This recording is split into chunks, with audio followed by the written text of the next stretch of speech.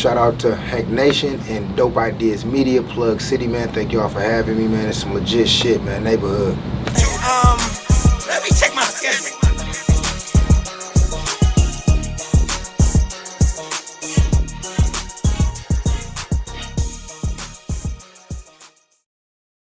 All right, let's go. Welcome to Plug City. I'm your host, June.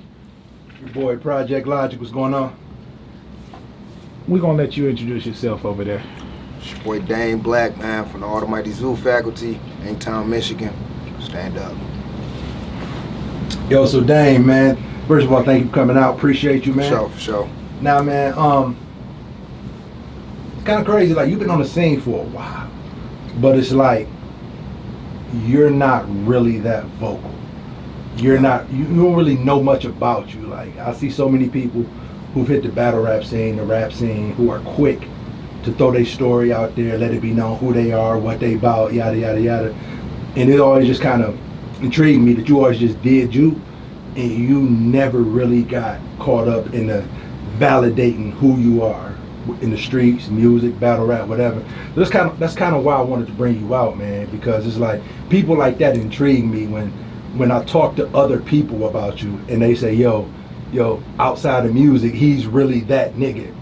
But I'll never hear you say, yo, I'm really that nigga. Like, so that's always intriguing to me. You know, they always say the weakest niggas, the loudest, strongest niggas keep their mouth closed. And it's like, you always kept your mouth closed. So that's why we wanted to bring you out. So I appreciate you for coming out. For sure. Thanks for having me. No problem, fam. So kind of tell me a little bit about you, where you from initially, where you were born, things like that. I'm from Inkster, Michigan.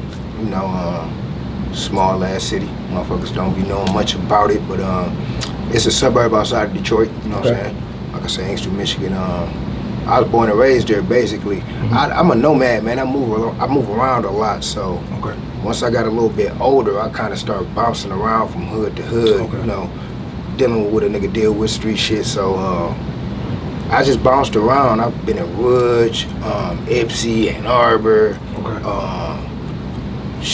Brightmoor. I bounced around a lot, so you know. But I'm from Inkster though. Okay, cool.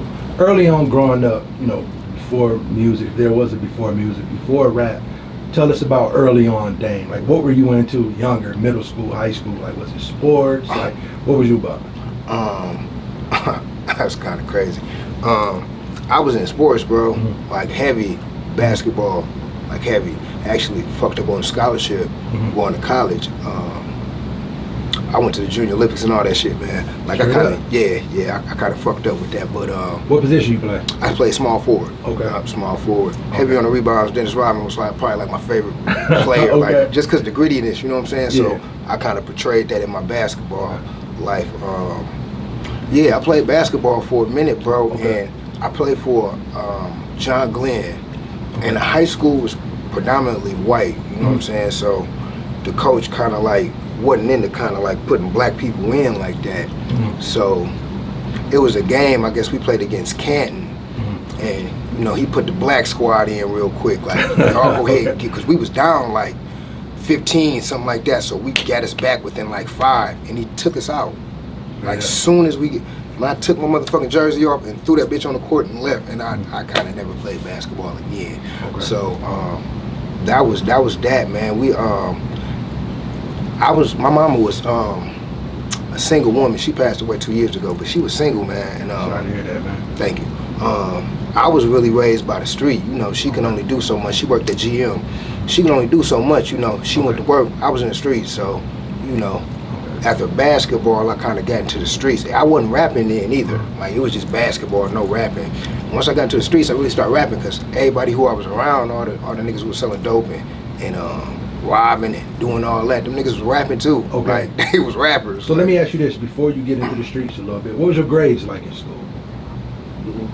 I was straight, man. Like I would say a C+, like on some real shit, because it wasn't I could do the work. School was boring, and that's what my teachers always said, like, he can do this shit, like he just bored, like, and it was just boring, because I guess at an early age I kind of knew like some of this shit is bullshit. So, you know, not to say kids don't go to school, but you know, it just wasn't meant for me. But I was like a C+ average, like easy. And that's what my teachers were mad at, like I wasn't applying myself because they knew I could do the work. Okay, and the reason I'm asking that is because, you know, to me, it seems like there's a lot of parallels between growing up in Inkster and growing up in Pontiac. Yeah. Like, we're a super small ass city, closer to a big city. So when you're from a small city, there's like a real big sense of community. You're real prideful where you're from. Yeah. And a lot of times, you know, life to you is your city. And it's like, you know, growing up, it was amazing to me. Like, I'm from the projects. So, you know, a lot of people in my city who I would look at who wasn't from the projects, I would look at them as they had bread. They had money. You in the project, your mama had a car. Like, we got our first car, I bought it when I was 18. We never had a car before I bought a car. So I would always look at other people who was in the streets that wasn't from the projects, like, nigga, why are you in the streets? Y'all got a car. So when I hear you say things like, yo, I was good in school. My mama worked in GM, and in the early 90s, in the 80s, if you worked at GM, we think like, bro, you straight. Like, we was good. Like, I never had my lights cut off. We never had roaches. Like, we had all never had. Yeah, we like, never our had roaches had roaches. Like, nigga, shit was crazy. We never had none of that. But like, so like, what then attracted you to the streets? If you good financially, you good in school, what was it that made you make that turn to say, yo, I need to go to the street? Because the inside the house was the shelter. That was like safe if you was playing tag. Like, the house was shelter, safe, you straight. When you stepped outside of safe, that's when you seen guns and needles and niggas selling crack on the corner and motherfuckers, you know, that's when you seen everything. And there was only so much sheltering she could do. You know what I'm saying? Like, it wasn't no father in my home. So once you know, mom's like, you do this, do, I gotta go to work, nigga, this how you learn how to cook for yourself, and boom, boom, boom. Once you do all that and you step out the porch, like, whoa, like, okay. And that's what kind of attracted me, because school was here. This is when you dealt with school people, and when you got back home, this is what you dealt with. So, you know, that was that, like, really. Kind of tell me about early growing up, street life in Inkster, because, you know, as we get onto your music, you know, you talk a lot about gang stuff and street stuff like that, and not a lot of people associate Inkster the same way they don't associate Pontiac with a Blood, Crip, Vice Lord, Latin King, whatever. So what was that like? What was outside in the 90s Inkster like? Well, it wasn't really gang related like that in Inkster. In the early 90s, it wasn't gang related. It was more so like streets, and it's still like that kind of streets and cliques. I'll get into that too, but early 90s and 80s, it was like big on projects and streets, and who had the most dope then, because it wasn't nothing offered there. So it was like drug dealers had the biggest hold on the city, and then the basketball players were next. But most of the basketball players never made it either because of drugs. So, you know, them niggas had the biggest hold. So it wasn't no gangs. So how did you get into the gang? Like, traveling, being a nomad. Like, I knew gang members, and I knew people from other cities, and I knew other people, like niggas from like, you know, I don't want to, you know, but I knew specifically. Yeah, I knew other people. So, you know, cats brung us in, and I didn't necessarily get into it till I got a little bit older, but it was because I wasn't, at first it was like, you know, at first I was kind of against it a little bit, only because I knew them and I didn't roll with them. Like, y'all my dogs, but I don't understand the gang culture. But once I started rolling with them and understood it a little bit, it kind of changed my perspective on it. So did you get involved more so because, and I don't want to put words in your mouth, so correct me where I'm wrong. Did you get into it more so because the people you was cool with was involved in it? Or was it a reason other than that you decided to say, okay, I understand it now, but now I want to be a part of it? Like, what made that happen? I had lost my real father, because my mama got remarried again. And it was like you know, them cats was the cats who kind of took me in the most. Like, I was around them, they kind of sheltered me, took me in the most. Like, and after that, it was like, they became brothers to me, so it was kind of like that, really. You know what I'm saying? They provided a little shelter for me, and it was like, you know, I was fucked up at the time and it just went from there. We just became brothers, like, you know what I'm saying? And we kind of talked a little bit off mic, so we're not gonna get into detail with the gang shit, street shit. So I just kind of wanted to give some insight to people who, because a lot of people feel like where I work at now, we go to Chicago a lot, you know, and I'm in Chicago 18 hours at a time. So, you know, a lot of people from Chicago, you know, I run into a lot of people from LA. Surprisingly, which I didn't know, you know, my old ass, I didn't know Little Rock, Arkansas was big. Like, What? I run into a lot of people from those spots. Yeah. And when you talk about gang culture in Michigan, and, you know, they automatically think Detroit. Yeah. And they like y'all known for money and cars and like, nigga, when did the gangs get out there? So it's always interesting to hear people who got involved in that, how that happened for them, you know what I'm saying? Because a lot of people outside of here don't really see that. So we're gonna kind of transition a little bit and go into the music a little bit. Let's do it. What happened for you first, music or battle rap? Music. Music. Yeah. Okay, so how did you get involved with music? Well, before you got involved with it, who were some of your early influences when it came to music? I was listening to like Wu-Tang Clan, Okay. Jay-Z, Nas, Roots, De La Soul. Okay. And Old head shit. Yeah. Okay. Yeah. Gotcha. My Is bad. that what was popular in your city, or is that just what you was listening to? I was listening. What was being played in your city? No Limit, Spice One. Okay. You know, a lot of West Coast shit. Really, like I can't necessarily name all of them because Yeah, no, I feel. I wasn't really listening to it, and I kind of got shunned out. But So what made you listen to something different? Because there's a lot of parallels in our stories. Mine the same. You know what I'm saying? I came up on Lost Boys. You know what I'm saying? Came up on Wu-Tang. Yeah, you know, and it was yeah, like nobody was yeah. listening to that. And it was like, bro, how did you, like, niggas looked at me crazy when I didn't like Han by Juvenile. Like, but by that point, I was so much lyrical, miracle, spiritual that, bro, you can't, like, he just saying, huh? That's all you gotta do? I couldn't fuck you with hungry, it. huh? Yeah, I couldn't fuck with it. You funky, huh? Like, look like a monkey, huh? Like, I can't. So how did you get on that path of more lyrical East Coast music when everybody else where you from was listening to something different? My cousins, like my mom she wouldn't let me listen to rap, bro.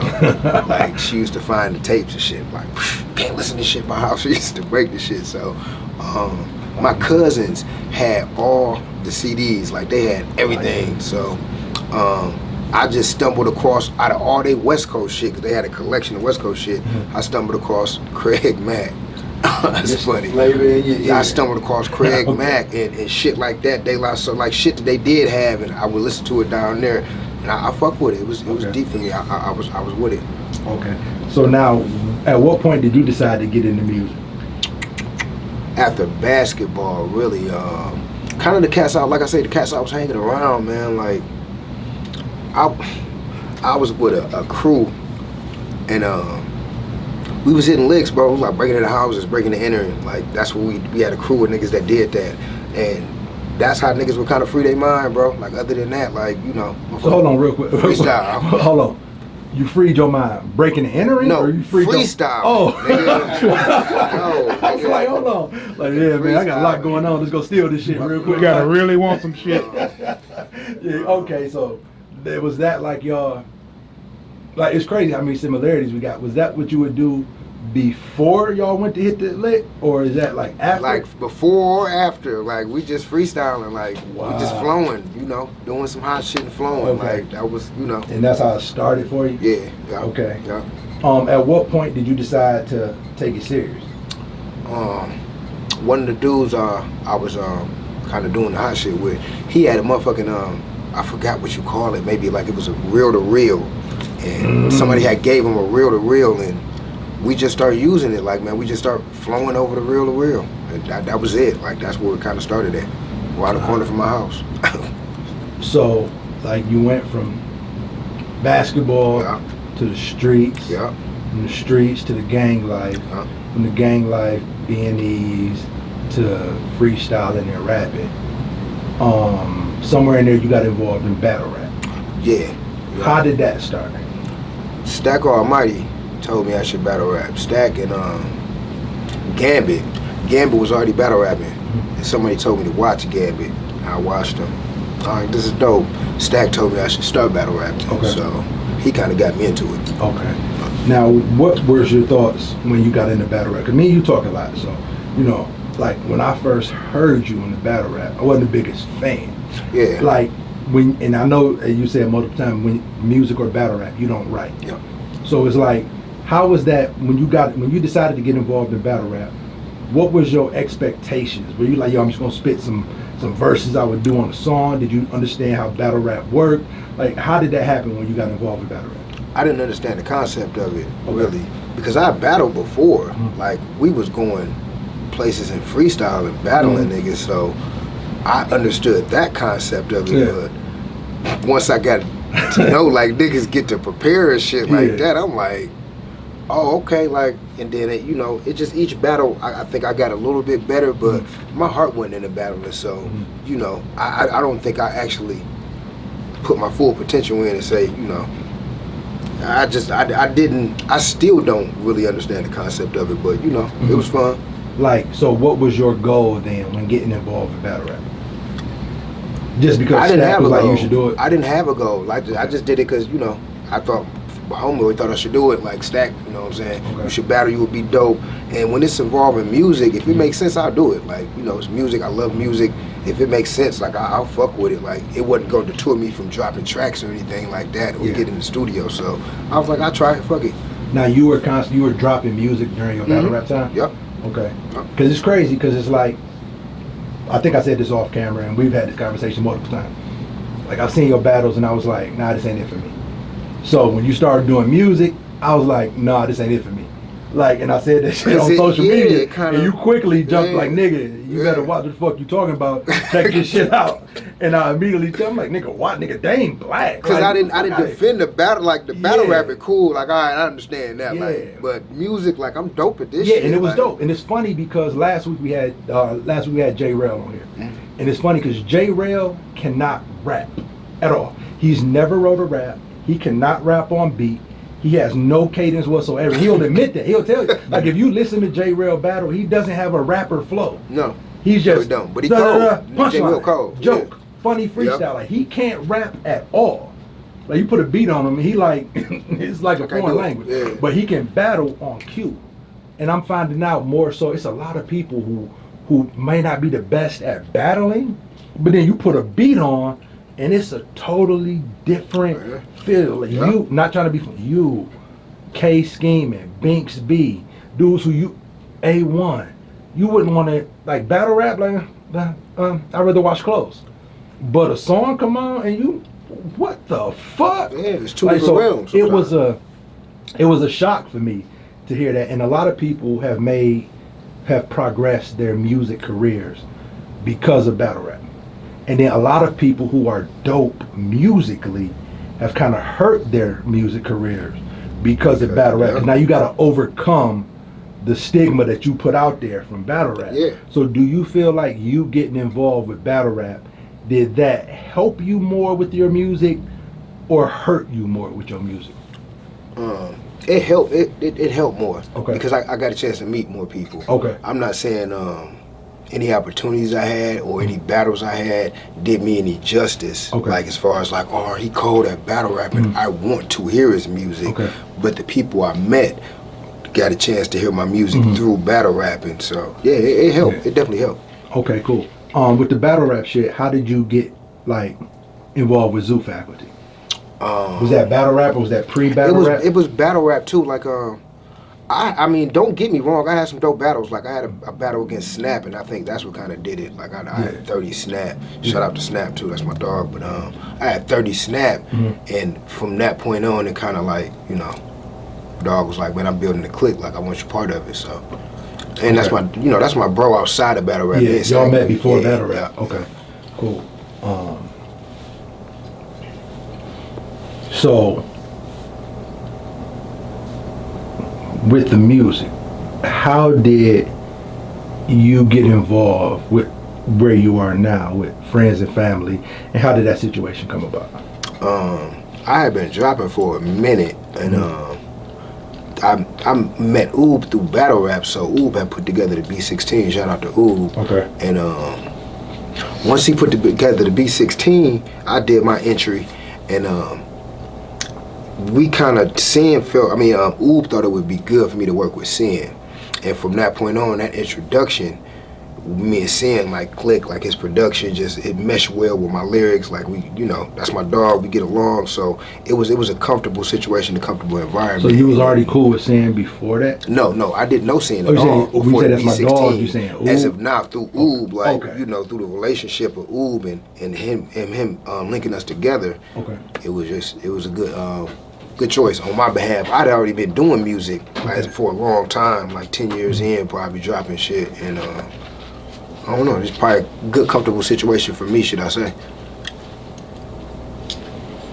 Okay, what role does friends and family play with your music career? Because it's like when I go through, I had you send me a bunch of your music, right? And you have songs that are like stark contrast to each other. Like you do a lot. Like you don't do, I can honestly say, and thank God I ain't got a lie, you don't do nothing bad. But you have certain shit that you do that's like, this is amazing. And then you have other shit that you do is like, okay, this is good. Like, I would listen to it, but I wouldn't go search this out. Right. But you got other shit that I'm like, yo, I'm gonna go search this out. Like, this dude is fire. And, a lot of times when you see that with artists, it's due to them maybe having A&Rs or them having people who pick beats out for them and pick certain things out for them that maybe bring the best out of them. Because there's a lot of people who can rap good, but they may not be the best that's picking out what's best for them. Yeah. I talk to a lot of artists all the time, and their biggest issue is the homeboy syndrome. They in the studio with their homeboys, they doing the song, homeboy say, let me jump on, and you don't want to tell your boy, nah. Yep. So you let him jump on, and now the song is trash, or your homeboy make a beat, and you don't want to trash it, so you like, yeah, I rap on it. So like, what did friends and family do for you as far as your music career and the direction your music is going?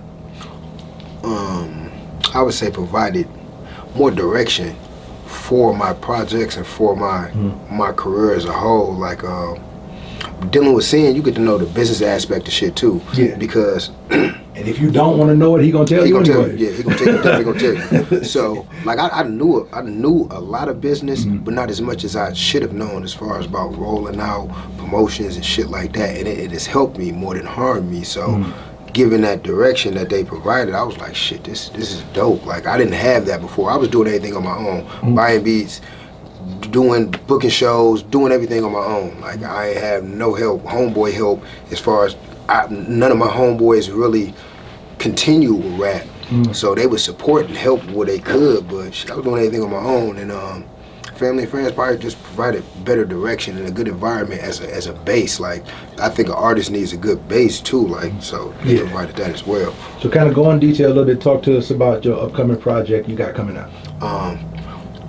Dame Black and Sin Crawford, the Bob Williams project. It's an experience, man. I can say that.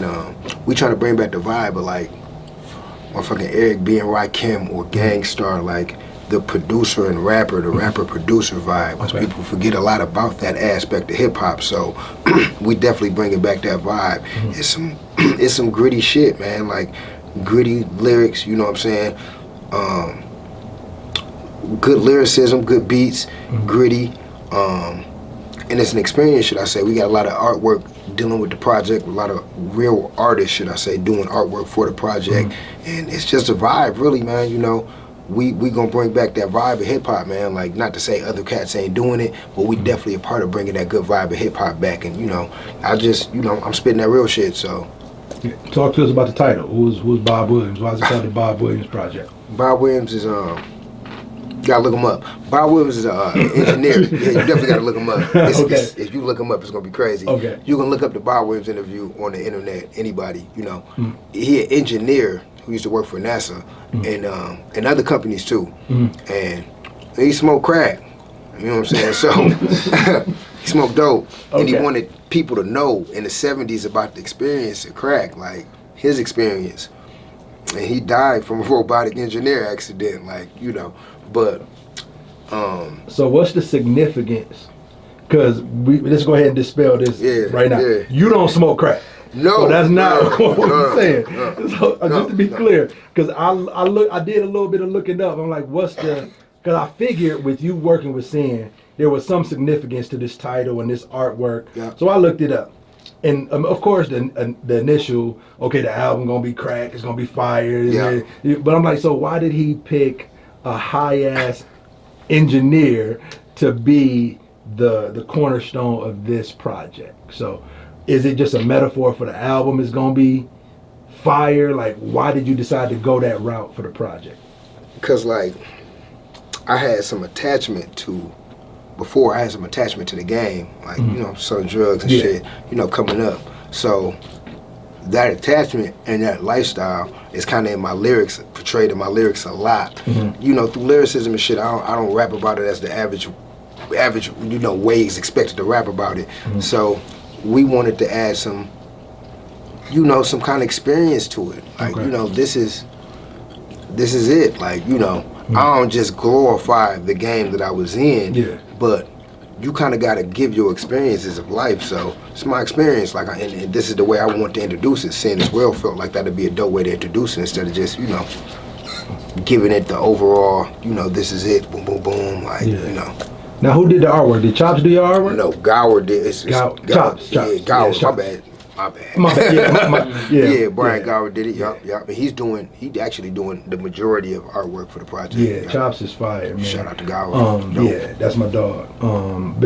He did some artwork for a couple of our singles. Chops, he used to be, I don't know if he still is, but he used to be a part of Ghost Click. Okay. All right. Yeah, like he makes me. He kind of left the music alone and started doing art, but he's like a dope ass rapper. I've heard some of his music, some shit with Mark. He's dope. Yeah, that's my dog.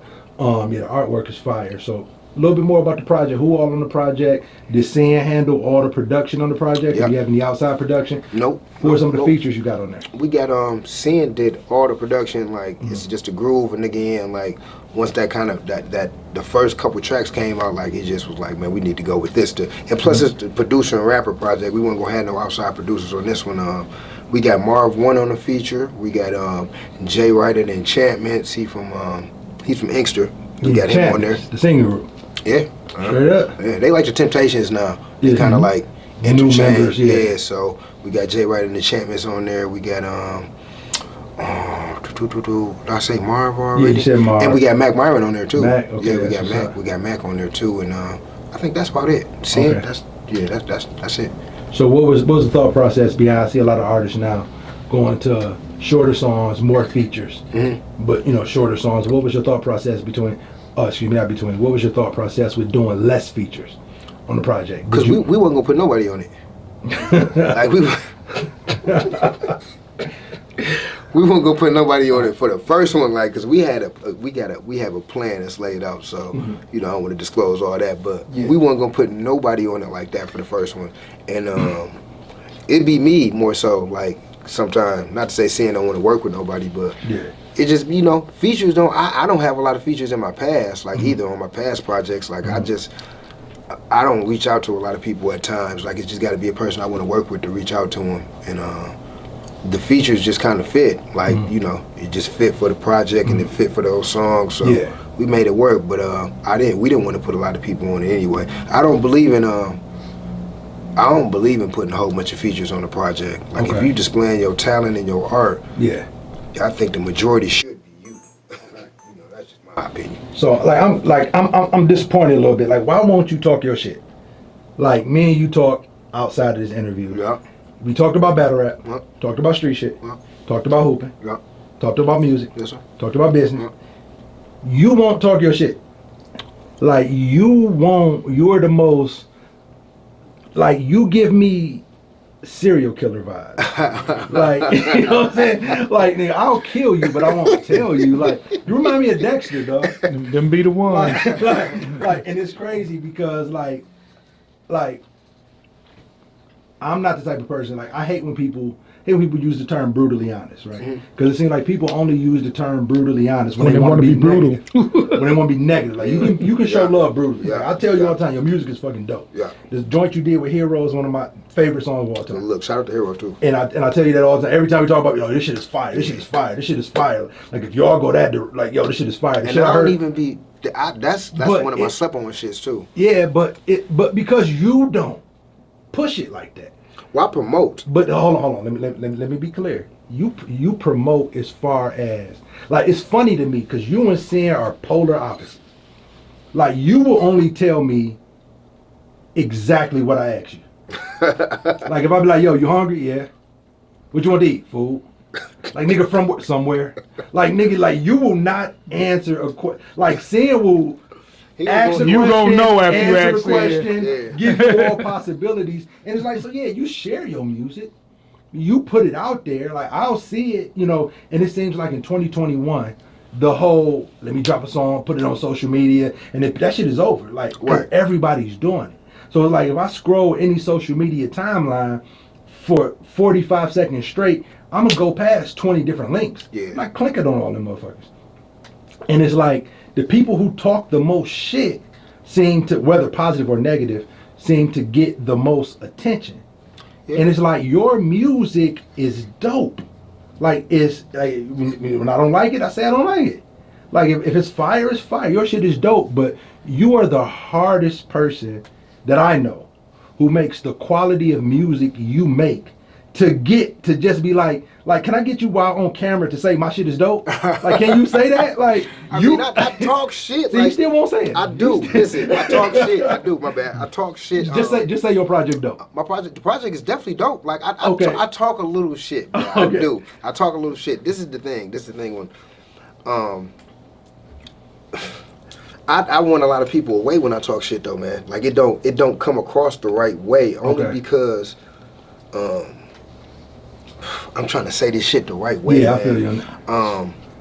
Like, I'm a real street nigga, man. Yeah. Like, no, you know, no. Oh, Yeah, man, I've heard the stories. So when it come across that way, like, man, it kind of like, I don't know, man. I'm trying to figure out the right way to say it. It don't come across right for me though. So like it for really me, don't. like when I was doing the battle rap shit, right?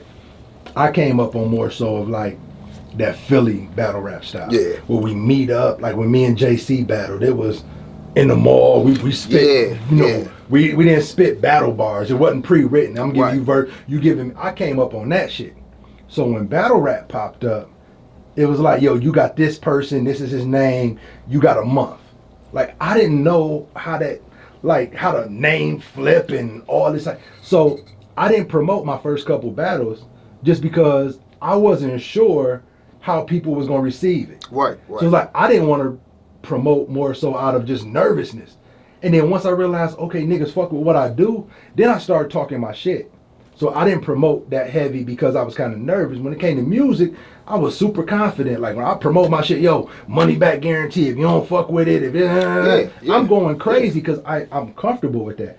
So it's almost, it gives me the opinion that I'm not gonna say you're not comfortable with your music, but maybe you're not comfortable with the reception that it's gonna get. So you don't want to overhype it and then under deliver, like, or because just to put your shit out, like you share your shit. Yeah. But I don't see you pushing it the way I see a lot of people in business. But Sin does a lot. You know, Sin is a great mouthpiece to have because he gonna make sure you get seen. Yeah. Like he's great at that, and that's why I fuck with him.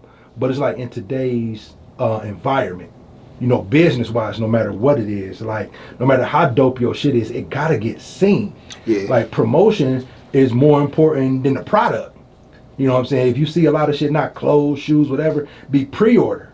Nigga ain't even seen the quality of it, but done sent $200 because the hype is there. Yeah. You know what I'm saying? So it's like, how do you just put that on Sin, or how do you kind of correlate that with knowing 90% of music is marketing and promotion, and you're not really that big on the marketing and promoting part of it? I'm just transitioning, basically. Okay. Like, I'm learning a lot through Sin, like, and I'm trying to transition into more so being that way, like working myself into being that way.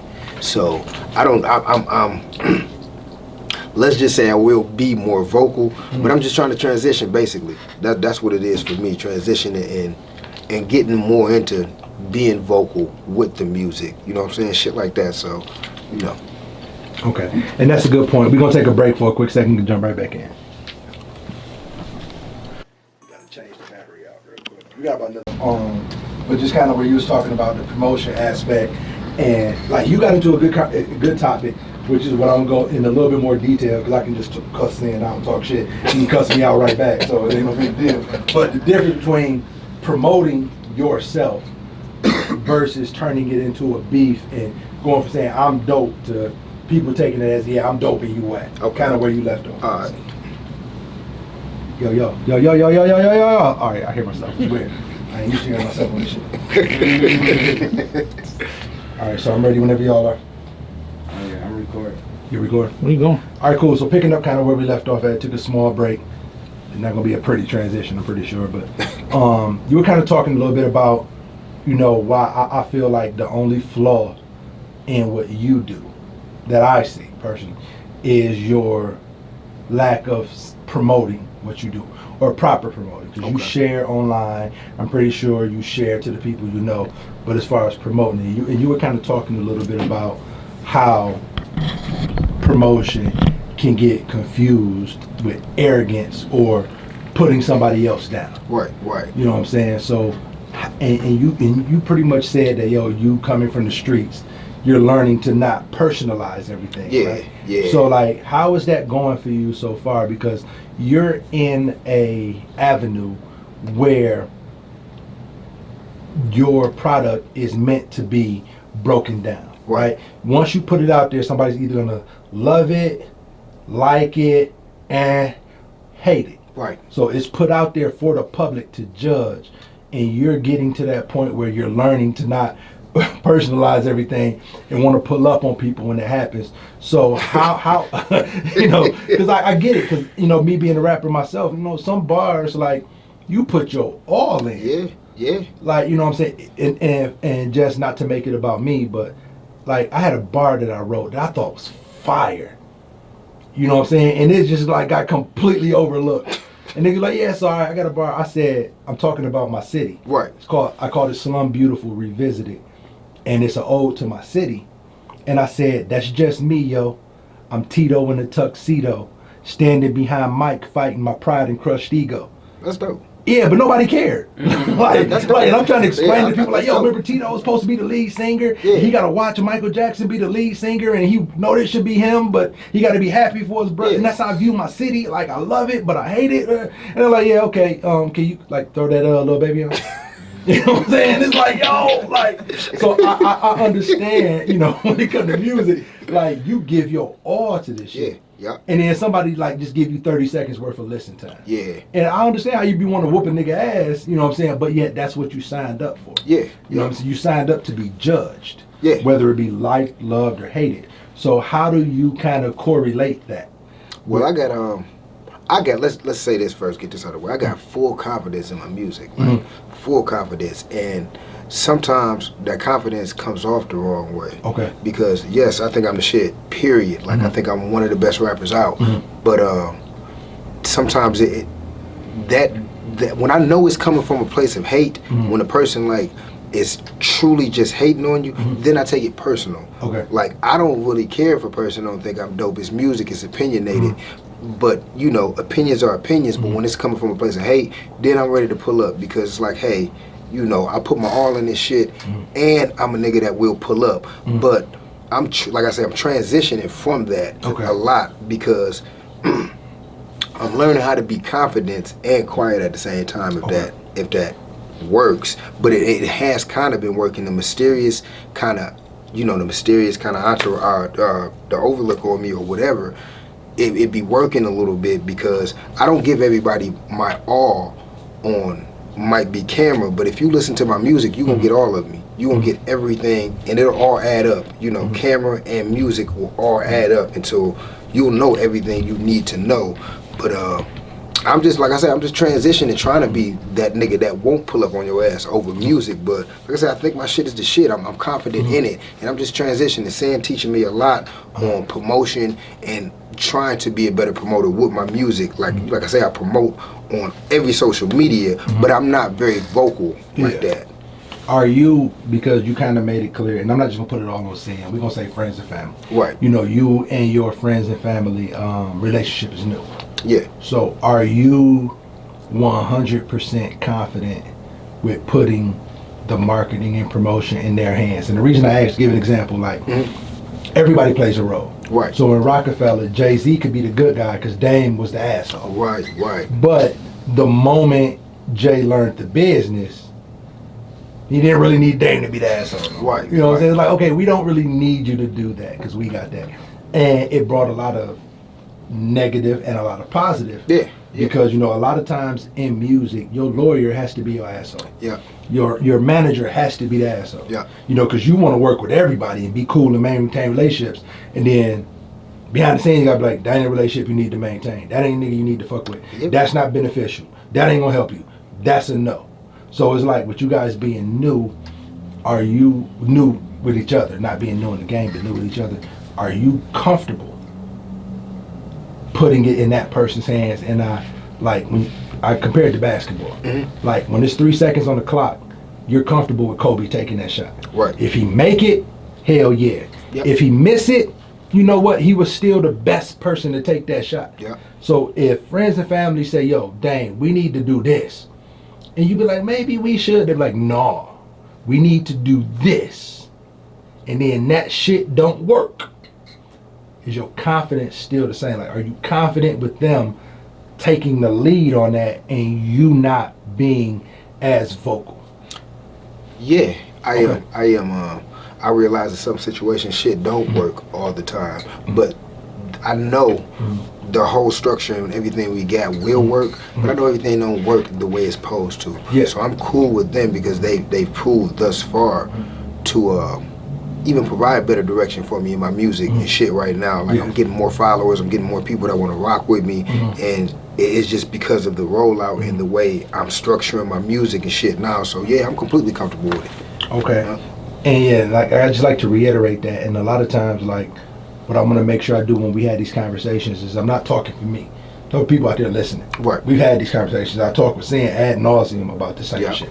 So I understand it. But a lot of times you find artists who play the laid back role, and then shit don't go right, and then the first thing they do is blame the machine. Right. Blame the label. And it's Right. like, well, you had an opportunity to be more upfront and be more vocal, and you decided to accept their direction. Right. And you understand that in this music industry, especially local, a lot of these people are what I call trailblazers. Meaning they're just now creating the path.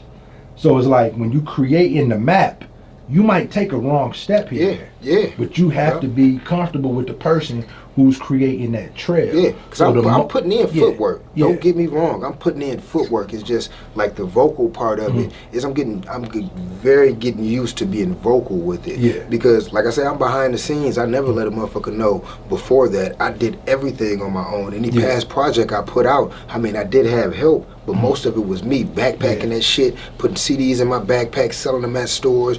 Or, I'm that type of person with the grind, so I'm just not vocal, but I do grind my ass off and pushing it forward, so I would have to take some of the blame too. And that's why I wanted you up here, because it's like, being a person who's involved in music, I see it. I understand the mechanics, so I know what a lot of this shit takes. A lot of the everyday people don't. And there's certain things that everyday people look for. Right. You know what I'm saying? Like, people are such a contradiction. A person would tell you in the same breath, I don't wear shit that everybody wear. And then when you come in with something different, bro, who wears that? Like, nigga, if you don't wear what everybody, why do you care who's wearing it? Exactly. Like, people are just an all-time contradiction. Yeah. You know what I'm saying? So it's a situation in music where the thing that they love you for will turn around and be the thing that they hate you for. Exactly. Yep. You know what I'm saying? So it's like having a solid plan and a solid understanding and be willing to rock with that plan, win, lose, or draw, is going to be a big part of your peace of mind in music. Like, win, lose, or draw, at the end of the day, you got to feel like, because you got kids. Yeah. I have kids. So every dollar you spend on music, you're taking away from your kids. Yes. That could be a toy. That could be an outfit. That could be a day camp. That could be a hairdo. That could be a haircut. That could be, yo, let's go get some ice cream. Like, we all doing okay, but none of us rich. Right. You know what I'm saying? So when you're investing in yourself, it has to be an investment, because you're taking away from them. Yep. Investment you secure with. Exactly. So it's one of those things that, when you put it in somebody else's hands, and I talk to, the people who you work with a lot, so I'm comfortable with what they say. But with you being new, like, it's a dope thing to hear that, yo, from off rip, I'm comfortable with this. Yeah, I'm willing to take this. And you don't hear that a lot from established artists who've been around for a while. A lot of times they don't want to take advice. Yeah. They don't want to listen. Yeah. They don't want to let somebody else because they know it all. Yeah. So how is that for you been around for a while and yet you're still comfortable to sit around and take advice and listen? I bumped my head a couple times. Like, I've been back and forth to jail a lot. I went to prison, back and forth to jail a lot. So, like, I know I don't know everything. Like, through all that shit, like, and you know, motherfucker that know everything, it don't usually end up right for him. And it never ended up right for me when I figured I knew everything. So, you know, it's you. And then at the same time, you gotta show me. And then seeing and family and friends as a whole has shown me, like, this is the right way to do it, and proving to me this is the right way to do it. So I can take advice, and I can take constructive criticism, because, like, I don't know everything. Shit, like, you know, you got to be able to listen sometime. Okay, so what's the future for Dame Black looking like? I know we got the project coming out. Yep. You got a release date? Yep. We got I See Dead People. Dame Black and St. Crawford, I See Dead People. First single dropping from the Bob Williams project, 7/16. Pre-save link is on Facebook right now. It's on all social media. It will be released on all social media sites and on our website as well. We got the project shortly after, and we got more singles and videos on the way, man. So we got a bunch of music coming from Dame Black and Sin. Okay, cool. I guess we'll wrap it up. Is anything else you want to put out there that you want the people to know about Dame Black the artist, Dame Black the man, Dame Black the father, Dame Black the entrepreneur? What do you want people to take away from this? Just watch, man. Watch me work, man. If anything, like, I ain't a person of talk. Like, you gotta watch me work. Like, I put hell of grind in anything I do, and you just watch me work, man. Like, I got good music on the way, and I'm just pushing forward for the positive, man. You know what I'm saying? Family and friends, dope ass label I'm with, Zoo Faculty. That's my clique, man. Battle rap and rap wise. So, you know, just got good shit. Watch me work, man. I'm nice at this shit, you know. Cool, man. We definitely appreciate you for coming out. Thank y'all for having me. Appreciate you for coming out, rocking with Plug City, man. Yes, sir. I can, like, thankfully, so far to date, and I've been rocking with Plug City for about 2 months now, I can thankfully say that I haven't had to lie to anybody I brought up here yet. Now, I'm pretty gonna get a point when I have to lie to somebody, but I'm honestly, man, I'm a fan of what you do. Thank you. I see the growth in what you do. And just for me, like, I'm glad that you linked up with Sin and family and friends, because they're legit good people, legit genuine people. You know, they can talk their shit a little bit, but they know what they're talking about. And with you being the person who's willing to be hands off, I'm glad you're with a group of people who are willing to be hands on and do the right thing. For sure. And understand what it is that you're trying to do and help you bring your vision forth, man. For sure. So thank you for coming out. We appreciate you, man. Yeah. We in your corner. We want to see the Bob Williams project and everything you have after that do good. Yes, sir. Man, just you know, I want to hear you with a little bit more bass in your voice, to be honest, man. Where can we get the listen to the Bob Williams project, or buy it, or is it on all platforms? Just shout all that out. The I See Dead People will be available on all streaming sites, Tidal, iTunes. I don't know all the streaming sites, but it's available on all streaming sites. Like I say, 7/16. The project is not actually the project as a whole does not have a release date right now, but in between meantime we'll be releasing singles. So yeah, you can catch me on all available streaming sites. Me and Sin, YouTube. What's your YouTube channel? Dame Black 313. Jason Manley on Facebook, and Dame Black 313 on Instagram. Let me check my schedule.